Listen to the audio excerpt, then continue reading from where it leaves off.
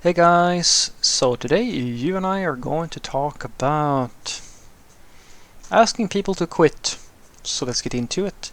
So the question in question was, hi Frederick, would you say that it is acceptable for a software engineering tech lead to ask a team member if they would be willing to quit when they don't agree with team member assumptions and estimates for completing a testing task?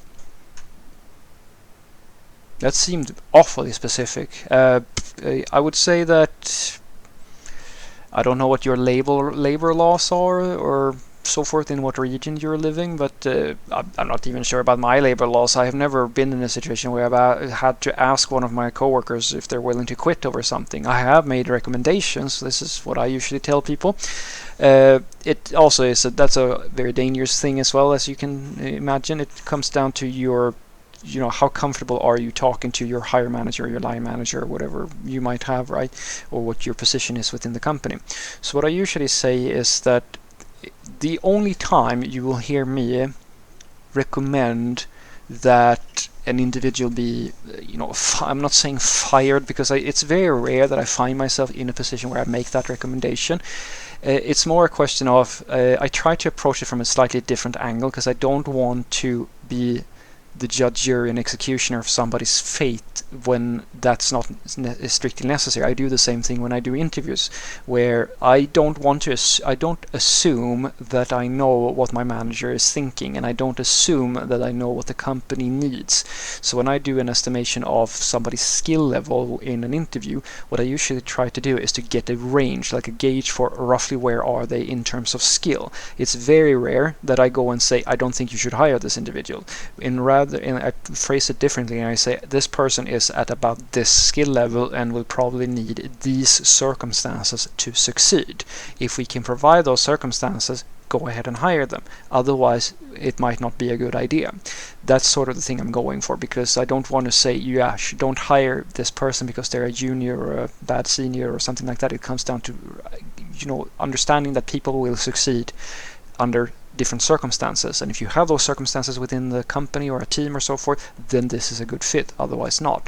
It's the same thing here. So if I have a software developer in one of my teams and I understand fully what the requirements are to be able to thrive and do well in that environment, then I can make these sorts of recommendations. And the recommendations I usually make to the managers that I've had is usually that, well, we're trying to achieve these goals and we need these sorts of people, and this person has continuously shown that they are not able to fulfill these sorts of requirements, which are sort of a necessary set of requirements in order for them to be able to pull their own weight.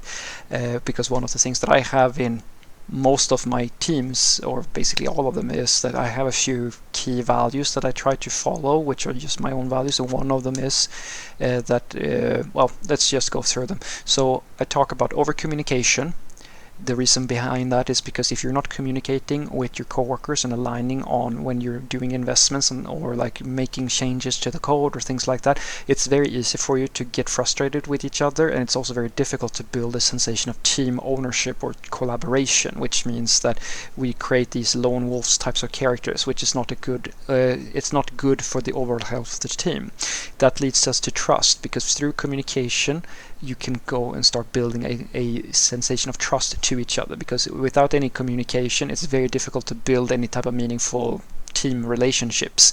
You need to feel comfortable talking to other people and sort of figuring out how they work and who they are in order to start trusting people with different work tasks and so forth, which ties into the third thing. And these three things are not possible to, in my opinion, to have one without the others, and that is results, because trust does not come from just talking, it comes from bringing results in a professional environment.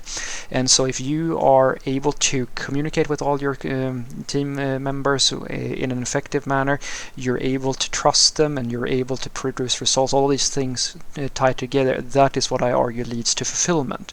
Basically the team will feel happy, and team members will feel happy more so than in any other situation that I know of, if all of these things are working. Because no team, I've never seen it work, no team who, everybody's happy and always having a good time and so forth, are happy with their situation at work if things are always breaking. If everything is always working but everybody's always or very poisonous or stabbing each other in the back, they're also not happy. That's why this very basic framework is usually the one of the cornerstones in how I structure everything that I do within the teams. And so when I have an individual who breaks one of these fundamentals, then it's basically impossible for me to keep them around without creating a special case for them. And this is what I do in those situations. I go and talk to my manager and I say, we have these expectations for this sort of individual. A classic one is I've had a few of those. You have a senior level software developer, you hire a senior, and they can't basically produce any results. Like, they produce as horribly as like the most junior you can imagine. And so what I usually do is that I go and I tell my manager, or when they talk about how things are going, and I explain objectively that they are hired to produce at a senior level, but the results we are seeing right now are at about a junior level, I would say. And then we have a discussion about it, or something similar, like, okay, how do you want to handle this? And usually the things that are happening, depending on the manager now, is that they just talk to them, or like, depending on if it's their first like notice on these sorts of things, they might get fired. There are situations that can a few things that can happen there. Another thing that I usually invite to is as well that, if it's as I said, if it's a nice person, like if you have the other things, then basically I also try to go forward with the idea that, all right, maybe you're just overpaying this person. Maybe there's a misalignment on what they're actually worth in terms of salary, and then you can negotiate, and maybe they're willing to stay on with a lower salary or things like that. There's many ways you can solve the issue of having someone, not being a good fit for a team or a given job. That does not necessarily have to jump to the extreme, in which just is to get rid of them, of course. That's not always possible. I've had a good example is that I have had a few tech leads and other people that answer to me where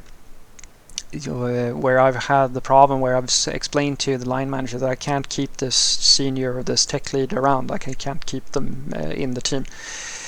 Because basically whenever I try to communicate to them or give them any type of responsibility, they basically fuck it up. They can't be trusted to lead, they can't be trusted to educate any of the others, they can't be trusted with these fundamentals of what their role is about.